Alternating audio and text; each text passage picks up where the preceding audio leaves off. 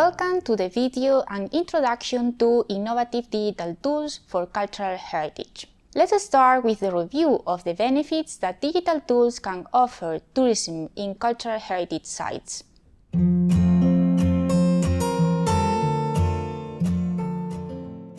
To start with, digital tools can attract new types of audiences or visitors that had not shown any previous interest in cultural heritage, because they found the visit boring or the site visited uninteresting.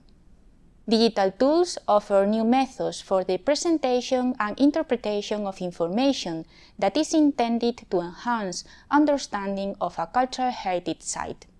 They are also good for designing and implementing potential activities intended to facilitate appreciation and foster public awareness and engagement. For example, the latest means for digital storytelling with the combination of different audiovisual products can be much more attractive to certain age groups that are generally reluctant to engage with cultural heritage in general. The aim of the Escape from the Tower app, designed by Historic Royal Palaces in UK, was to engage younger people, teenagers and family groups in visiting the Tower of London, one of the UK capital's most iconic heritage buildings, and to enhance their experience. They developed a contest-aware game run through an app that allow users to actively participate in a selection of the most famous historic escapes from the Tower of London, on location, while they learn about the historical site.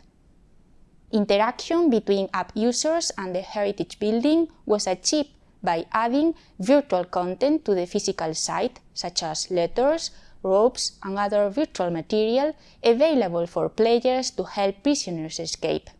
Active participation was ensured by asking players to answer questions and make decisions that affected the outcome of the game and let them win prizes. This possibility of interaction between the visitor and the site, as well as the increased participation in the proposed activities, is another benefit of using digital tools. When interactivity and participation are encouraged, will lead the visitor to a process of learning and enhanced awareness about the heritage site that is more dynamic, memorable, and distinctive. This way, we keep the rigor of the interpretative content and its preservation that is generally more associated with other traditional means of communication, such as text, articles, information panels, etc. However, when we design a proposal for presentation and interpretation of a heritage site, we should take into account that, whilst we only remember 10% of what we read, we remember 90% of what we do. In addition, when attempting to turn a visitor in an active human being that really experiences or senses the historical site, it is necessary to enrich the tangible information with intangible content. This is what Pettoello calls the experiential element, which, to be created, needs to integrate the information regarding the cultural heritage itself with the characteristics and qualities of the surrounding environment. At this point, it is necessary to highlight that digital tools may also be very useful as they allow designers to create a rich digital world that is complex, full of information, objects, and relations that may be superimposed over the physical realm. A good example of this type of digital heritage experiences is the case of the Digital Art Park NetPark. Developed by Metal in 2015, the aim of this digital project was to create experiential layers of culture in a public space, the Chackwell Park in Southend-on-Sea, UK. This project used digital artworks and located stories connected to the physical space, such as poetry tours, site-specific music created from original park live sounds, and activities to explore visitors' physical and emotional responses to the landscape. The digitalization of cultural heritage may also be another strategic point for tourism promotion. It allows potential visitors to have access online or on-site to additional sources of knowledge to discover, for instance, less well-known places close to more popular sites. It also offers new ways of planning and personalizing visitor trips. In addition, the digitalization of cultural heritage is a way of preserving our common legacy for future generations, which is particularly important in the case of the most sensitive heritage assets. After digitalization, we facilitate accessibility while safeguarding both the tangible and intangible values of cultural heritage objects and sites. In other words, we are able to enrich the real world with digital copies of monuments or collections of objects, while we contribute to their conservation and we ensure proper respect for their particular protection needs. This was the case of the digital experience implemented at the Clifton Suspension Bridge in Bristol, which is a Grade 1 listed structure, so interpretation boards could not be fixed on it. To overcome that limitation and at the same time to enhance visitor experience at any time, even when the visitor center is closed, the Clifton Suspension Bridge Trust and the University of West England designed the Bridge Tales app that connects visitors to the place they are standing in. When the app is in use and a hotspot is reached, relevant content appears on the user screen, with a combination of images, audio, and video to display the history and untold stories of the bridge, which are also accessible online. Another important benefit of digital technologies is that they create new opportunities for creative industries.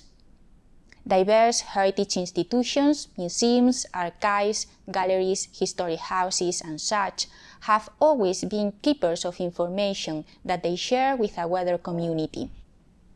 Digitalizing heritage objects and sites further facilitates the process of exchanging information between institutions and the public and eliminates any concerns regarding the conservation and maintenance of the original asset.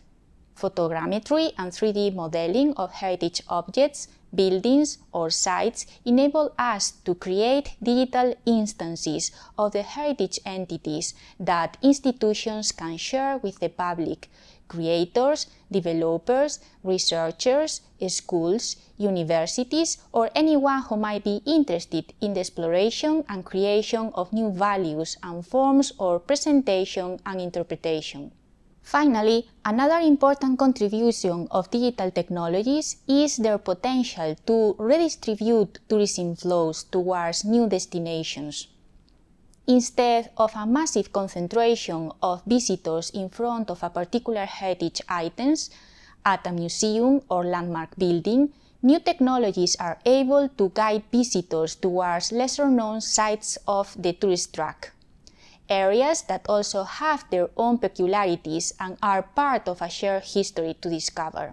We are referring to unknown, invisible, or hidden local resources that may become opportunities to create new destinations or to develop new ways to approach existing ones, allowing new flows of visitors and thus ensuring a more balanced distribution of both the benefits and burdens associated with tourism.